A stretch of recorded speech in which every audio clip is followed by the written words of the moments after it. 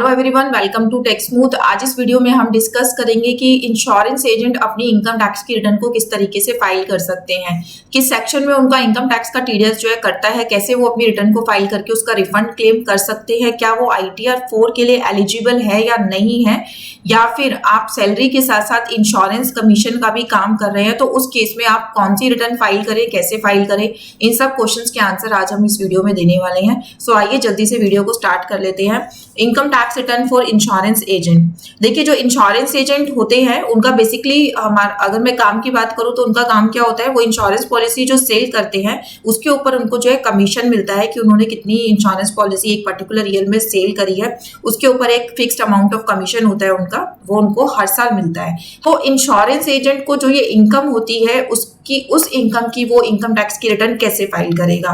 तो यहाँ पर इंश्योरेंस के केस में अगर मैं बात करूं या फिर कमीशन के केस में अगर मैं बात करूं तो कमीशन की इनकम टैक्स की रिटर्न को फाइल करना इतना इजी नहीं है, क्योंकि कुछ सेक्शंस ऐसे हैं जो अलाउ नहीं करते कि आप कमीशन इनकम को हमारे अंदर दिखा दीजिए। जैसे हमारा सेक्शन 44 AD है जो प्रिजम्पटिव टैक्सेशन के बारे में बात करता है कि आपकी जो भी इनकम हुई है उसका 8% या 6% आप इनकम दिखाओ, आपको proper books of accounts maintain करने की जरूरत नहीं है और ना ही आपको जो है अलग से एक्सपेंस शो करने की जरूरत है। इनकम टैक्स रिटर्न फाइल करते समय आप जस्ट अपनी ग्रॉस रिसीप्ट डालिए, उसमें से 8% या 6% जो है प्रॉफिट क्लेम कर दीजिए, हम आपको दे देंगे।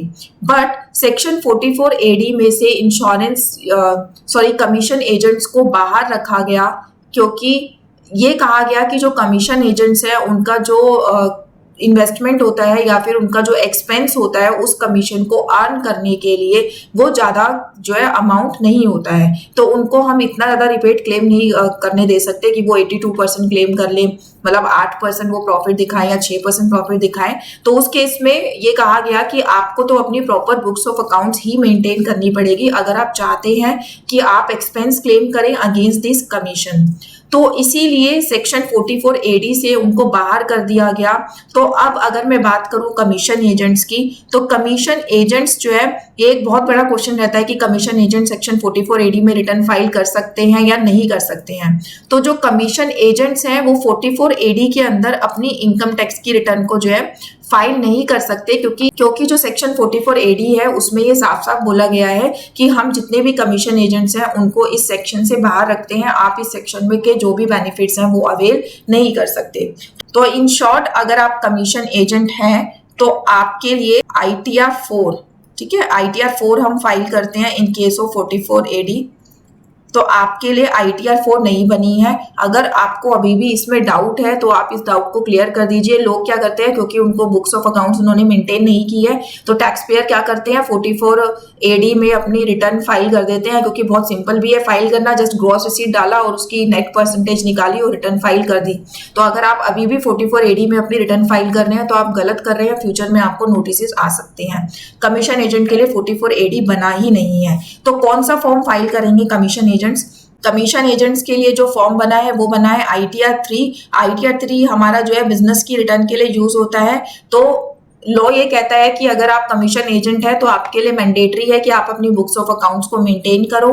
बुक्स ऑफ अकाउंट्स मेंटेन करके जितना आपने एक्सपेंस किया है उस कमीशन को अर्न करने के लिए वो आप एक्सपेंस क्लेम करो, प्रॉपर आप बैलेंस शीट P&L बनाओ, वो क्लेम करो और ITR 3 में डाल के जो है अपनी इनकम टैक्स की रिटर्न को फाइल कर दो। अब यहाँ पे क्वेश्चन ये आता है कि मैम मैं तो ना जॉब करता हूँ और साथ के साथ मैंने जो है LIC का या फिर जो है कोई और इंश्योरेंस का मैंने एज अ कमीशन का काम भी पकड़ा हुआ है, साल में 1-2 पॉलिसी होती है तो मैं वो करवा देता हूँ, बट मेरी साइड बाय साइड जॉब भी है। तो उस केस में मैं कौन सी इनकम टैक्स की रिटर्न फाइल करूं, क्योंकि जो मेरा ये कमीशन का काम है, जो इंश्योरेंस एजेंट का काम है, वो मेरा परमानेंट काम नहीं है। मैं कभी कोई इंश्योरेंस पॉलिसी आती है तो मैं करवा देता हूँ, अदरवाइज नहीं। तो उस केस में मुझे अपनी इनकम टैक्स की रिटर्न को कैसे फाइल करना है, तो उस केस में आपको ये आइडेंटिफाई करना है कि जो आप काम कर रहे हैं कमीशन एजेंट का वो आप पार्ट टाइम कर रहे हैं या फुल टाइम कर रहे हैं। अगर मान लो कि आप फुल टाइम कर रहे हैं तो आपको जैसे मैंने अभी बताया ITR 3 फाइल करनी है अपना एक। अगर आपका जो है सोर्स ऑफ इनकम और भी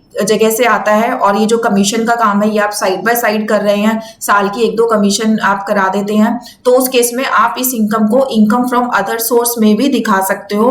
बट द थिंग इज, जब आप इसको इनकम फ्रॉम अदर सोर्स में दिखाएंगे तो आप किसी भी तरीके का एक्सपेंस क्लेम नहीं कर सकते इससे। इस केस में आप ITR 1 भी फाइल कर सकते हैं, जो कि प्रैक्टिकली होता है। प्रैक्टिकली अगर मैं सिचुएशन की बात करूं तो मान लीजिए मिस्टर ए है, ठीक है, उसकी पूरे साल में सैलरी आती है 5 लाख रुपीस, और जब हमने उसका 26 ईयर्स चेक करा तो पता लगा कि उसका TDS कटा हुआ है सेक्शन 194D में। सेक्शन 194D में कमीशन पे जो आपका TDS कटता है ये उससे रिलेटेड सेक्शन है, इसके बारे में भी अभी हम आगे जाके बात करेंगे। तो उसका TDS कटा हुआ था और उसको जो इनकम अर्न हो रही थी वो जस्ट 15,000 रुपीज अर्न हो रही थी।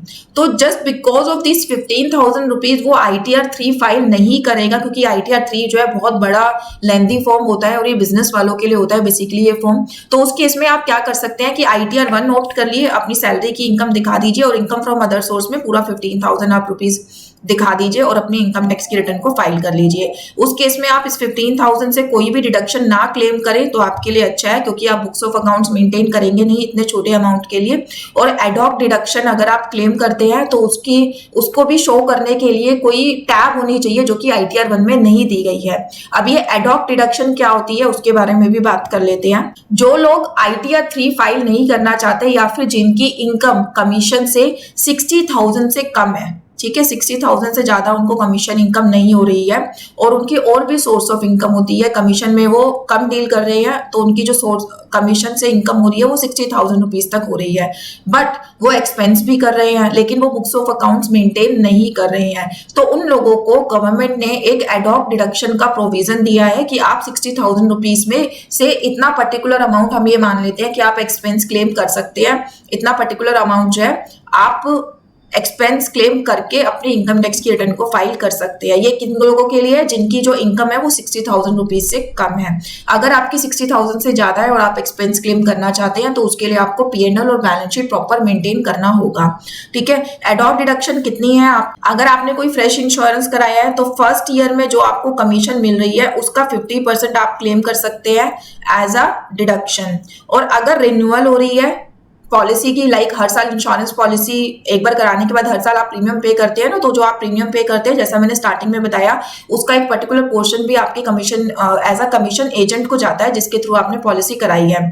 तो उस केस में आप क्लेम कर सकते हैं 15% डिडक्शन जो आपके रिन्यूअल के टाइम पे आपको इनकम हो रही है। अगर आपको सेपरेट पता है अपने कमीशन का अमाउंट कि कितना आपको फर्स्ट टाइम में से मिल रहा है और कितना आपको रिन्यूअल के टाइम पर मिल रहा है, तो आप 50% और 15% इसको क्लेम कर सकते हैं, ठीक है। बट समटाइम्स ऐसे होता है मेरे को फिगर का जो है बाइफर्केशन नहीं पता होता कि कितना मेरा यहाँ से आ रहा है वन टाइम से और कितना मेरा रिन्यूअल से आ रहा है। तो उस केस में गवर्नमेंट कह रही है कि आपको सेग्रीगेशन करने की जरूरत नहीं है, आप फ्लैट 33.3% जो है उसमें डिडक्शन आपको हम अलाउ कर देते हैं, आप उसकी डिडक्शन क्लेम कर लो। और ये कब मिलेगी आपको? जब 60,000 से कम आपकी कमीशन होगी तभी आपको मिलेगी, अदरवाइज ये नहीं मिलेगी। और मैक्सिमम डिडक्शन आप कितनी क्लेम कर सकते हैं वो आप कर सकते हैं 20,000 रुपीज। और अगर आप इस एडॉक डिडक्शन को क्लेम करना चाहते हैं तो उसके लिए मैं आपको बता दूं, अगर आप ITR 1 फाइल ना करें तो अच्छा है, क्योंकि ITR 1 में जो इनकम फ्रॉम अदर सोर्स है वहां पर आपको अपनी टोटल इनकम दिखानी चाहिए, क्योंकि अगर वो इनकम आपके 26 ईयर्स से या AIS से मैच नहीं करी तो एक बारी को तो आपको नोटिस फेस करना पड़ेगा कि ये इनकम आपकी मैच नहीं कर रही। तो अगर आप ये डिडक्शन क्लेम करना चाहते हैं तो आप ITR 3 में जाएं।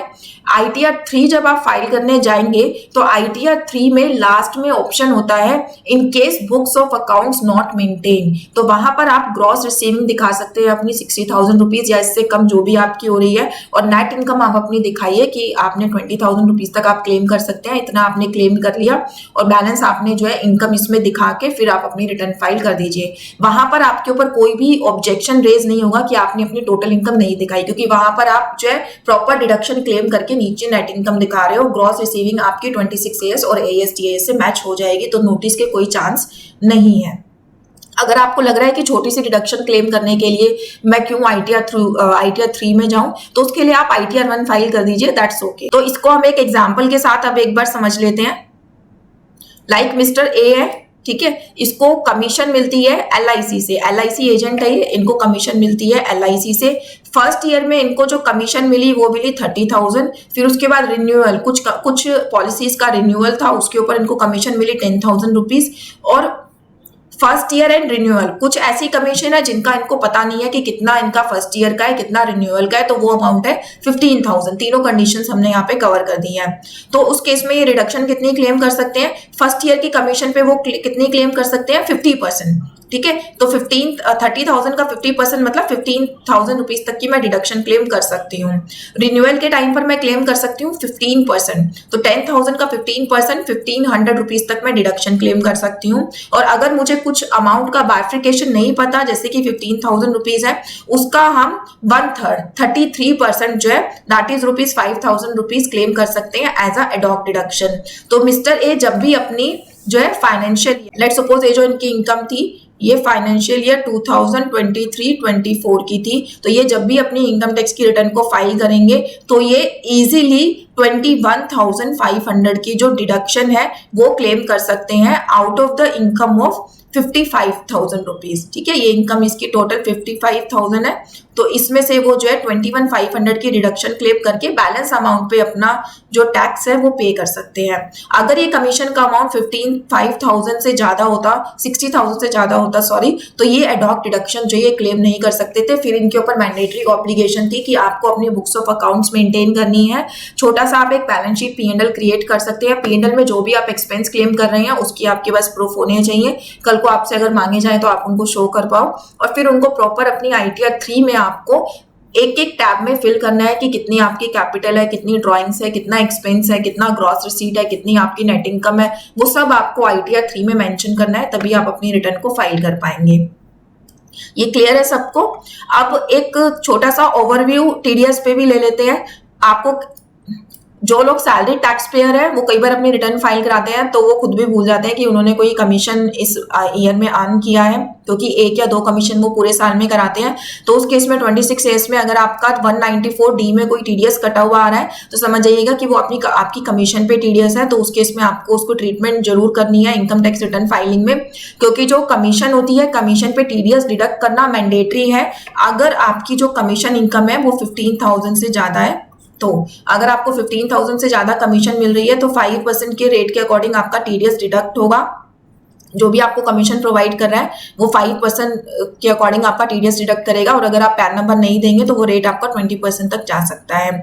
आप इस TDS को अपने इनकम टैक्स की रिटर्न में क्लेम करके इसका रिफंड भी क्लेम कर सकते हैं। ठीक है, तो 15,000 रुपीज की ऊपर की कमीशन पे डिडक्ट होता है। अगर आप चाहते हैं कि आपका ये TDS डिडक्ट ना हो तो आप अपने जिससे कमीशन रिसीव हो रही है लाइक LIC कंपनी या किसी और कंपनी से, ठीक है, तो उनको फॉर्म G फॉर्म H भी आप साइन करके दे सकते हैं, या फिर आप उनको जो है जो सर्टिफिकेट होता है 197 का लोअर डिडक्शन का या नो डिडक्शन का वो आप दे सकते हैं, तो आपका TDS जो है डिडक्ट नहीं होगा। तो ये थी हमारी इंश्योरेंस एजेंट से रिलेटेड कि किस तरीके से उनको अपनी इनकम कैलकुलेट करनी है। अब ये देख लेते हैं कि उनको ये इनकम टैक्स की रिटर्न में अपने कैसे दिखानी है। इनकम टैक्स की रिटर्न में दिखाने के लिए सबसे पहले आपको जो है ITR 3 फॉर्म में जाना है। ITR 1 जो लोग ऑप्ट करना चाहते हैं उनके लिए इतनी कोई डिफिकल्टी नहीं है, क्योंकि वो अपनी रिटर्न तो सैलरी की रिटर्न फाइल कर रहे हैं, जस्ट उनको एक छोटे से इनकम फ्रॉम अदर सोर्स में जो भी 5,000 10,000 का कमीशन इनकम हो रही है बस उतना ही उनको डालना है। तो दैट्स वेरी इजी प्रोसेस। अभी हम डिस्कस करेंगे ITR 3 कि आपको ITR 3 में उसको किस तरीके से डालना है। ये है आपका ITR 3 फॉर्म। ITR 3 फॉर्म में अगर आप लेफ्ट हैंड साइड पे देखेंगे तो आपकी general information, income, business, depreciation, deduction, tax, others, ये इतने तरीके के कॉलम्स होते हैं। आपको एक एक कॉलम को ओपन करके उसको फिल करना होता है। अगर मैं अभी जो इनकम की बात कर रही हूँ वो आपको डालनी है, जैसे कि इनकम का सेक्शन हो रहा है जहाँ पे salary income, house property income, capital gain, ठीक है, ये सब शेड्यूल दिए हुए हैं। तो अगर आपकी सैलरी से भी इनकम है और कमीशन से भी इनकम है तो आपको पहले यहाँ पे अपना सैलरी का शेड्यूल फिल करना है। अगर हाउस प्रॉपर्टी से भी में या कोई हाउस जो आपका लोन चल रहा है उसकी आप डिडक्शन क्लेम करना चाहते हैं तो उसके लिए ये सब आपको शेड्यूल भर देने हैं। तो ये करने के बाद नेक्स्ट जो आपका कॉलम है वो है बिजनेस रिलेटेड। यहाँ पर हम देखेंगे कि आपको कैसे अपनी बिजनेस की इनकम यहाँ पे डालनी है। तो यहाँ पर सबसे पहले शेड्यूल नेचर ऑफ बिजनेस, यहाँ पे आपको डालना होता है कि आपका नेचर ऑफ बिजनेस क्या है। ठीक है, वो आप फिल कर देंगे यहाँ पे। फिर बैलेंस शीट, अगर आप अपने एक्सपेंस क्लेम करना चाहते हैं, आपकी अच्छी खासी कमीशन की इनकम है, तो उस केस में आपको बैलेंस शीट पीएनएल बनाना है। मैं ये बार बार कह रही हूँ कि आपको बैलेंस शीट पीएनएल बनाना है और उस बैलेंस शीट को आपको प्रॉपर इस इनकम टैक्स की रिटर्न में फिल भी करना है। तो यहाँ पे जब आप बैलेंस शीट शेड्यूल में जाएंगे तो यहाँ पे प्रॉपर आपको हेड्स मिलेंगे, वहां आप इसको फिल करेंगे। जैसे देखिए नेचर ऑफ बिजनेस में आपको यहाँ पे डालना है कि क्या आपका नेचर ऑफ बिजनेस है। देन बैलेंस शीट में, बैलेंस शीट के शेड्यूल में जाइए और इसमें सोर्स ऑफ फंड, यानी कि आपकी बैलेंस शीट की जो आपकी बैलेंस शीट की डेबिट साइड है, ठीक है, डेबिट साइड जो आपकी लाइबिलिटी वाली साइड है वो आपको यहाँ पे सारी फिल करनी है। देन ऐड कर देना है आपको back. Then application of fund, जो आपकी बैलेंस शीट की असेट साइड है वो आपको यहाँ पे सारी फिल करनी है। यहाँ पे ऐड करके आपको बैक ले लेना है। बैलेंस शीट फीड करने के बाद आपका देखिए एक कॉलम है मैन्युफैक्चरिंग अकाउंट, ये आपके लिए नहीं है। ट्रेडिंग अकाउंट आपके लिए नहीं है। पीएनएल अकाउंट आपके लिए है, ठीक है। यहाँ पर आप जो है प्रॉफिट एंड लॉस की सारी फिगर्स डालेंगे। डेबिट साइड जो फिगर है वो डालेंगे, ठीक है। फिर उसके बाद क्रेडिट साइड वाली आप डालेंगे। ऐड डिटेल्स में आप यहाँ पे प्रॉपर कॉलम आएंगे, आप यहाँ से डिटेल ऐड कर सकते हैं। जैसे आपकी कमीशन है तो आप कमीशन में अपनी इनकम डालेंगे, और भी किसी सोर्स से है तो आप यहाँ पे डाल सकते हैं। आप यहाँ पर अपने सारे एक्सपेंस क्लेम कर लीजिए जो भी आपकी बैलेंस शीट के अकॉर्डिंग है। जो आपका नेट प्रॉफिट बिफोर टैक्स है वो निकल आएगा। अगर कोई टैक्स की लायबिलिटी आपने अपनी बैलेंस पीएनएल में क्रिएट करी है, जो हम प्रोविजन बनाते हैं, वो आप डाल दीजिए, ठीक है। कैरी फॉरवर्ड लॉसेस वगैरह सब यहाँ पे आ जाएंगे। शेड्यूल है, समरी है डेप्रिसिएशन की, ये आपके लिए रेलिवेंट नहीं है क्योंकि इंश्योरेंस एजेंट के पास कोई असेट वैसे होती नहीं है। बट हाँ, अगर आपका ऑफिस सेटअप है तो आप यहाँ पे डेप्रिसिएशन वगैरह क्लेम कर सकते हैं। अपनी बैलेंस शीट और पीएनएल की सारी इन्फॉर्मेशन डालने के बाद जो आप चैप्टर 6A में डिडक्शन क्लेम करना चाहते हैं वो आप डाल दीजिए। जो आपका टैक्स कटा हुआ है वो यहाँ पे ऑटो फिल होके आएगा। यहाँ से आप अपनी टोटल जो कंप्यूटेशन है इनकम की वो चेक करके, इसका प्रीव्यू चेक करके अपनी इनकम टैक्स की रिटर्न को फाइल कर सकते हैं। अगेन आई एम सेइंग कि इस रिटर्न के लिए आपको जो है ITR 4 का कोई यूज नहीं करना है, क्योंकि फ्यूचर में आपको नोटिस फेस हो सकता है। और अगर आपकी इनकम छोटी सी है, कोई ज्यादा बड़ी इनकम नहीं है, तो उसको ना तो no books of accounts maintain में डाल के फाइल कर दीजिए, या फिर अदर इनकम में आप अपनी डाल के जो है रिटर्न को फाइल कर दीजिए। Thank you so much for watching this video. Video पसंद आया हो तो वीडियो को लाइक और चैनल को अभी सब्सक्राइब कर लीजिए। और अगर आपको किसी भी तरीके की कोई प्रॉब्लम है तो आप कमेंट बॉक्स में डाल सकते हैं। आपके सारे वीडियो से रिलेटेड जो भी इश्यूज हैं वो रिजॉल्व किए जाएंगे। Thanks a lot.